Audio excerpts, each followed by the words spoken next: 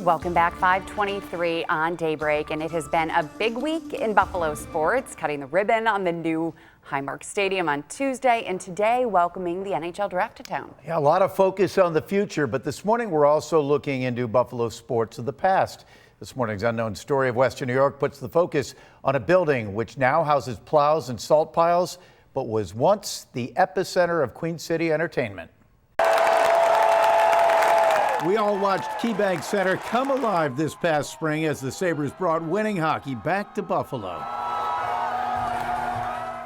But before KeyBank Center was even a thought, the Sabres called Memorial Auditorium the Odd home.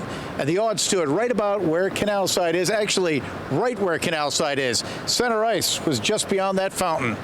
But before the Odd was the other Odd. In some ways, this is hallowed ground for both Buffalo sports history and entertainment history, because everything that happened in Buffalo happened here. That's right. The city's highway garage is indeed hallowed ground because it was the center of the Buffalo entertainment universe for decades.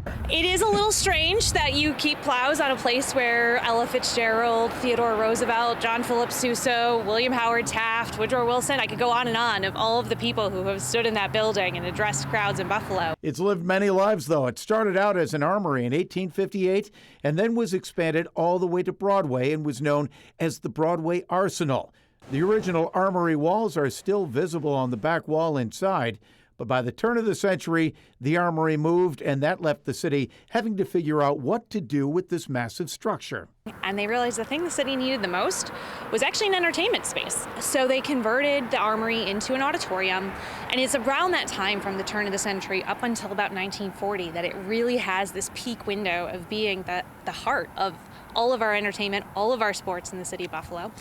It hosted concerts, boxing matches, lacrosse games, hockey games, bicycle races, circuses, masquerade balls, rallies, conventions, and conferences, even bowling.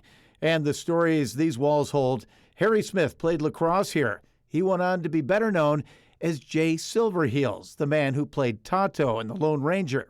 Boxing great Jimmy Slattery fought here. And on January 11th, 1937, Joe Louis fought in front of a full house of 7,300 people.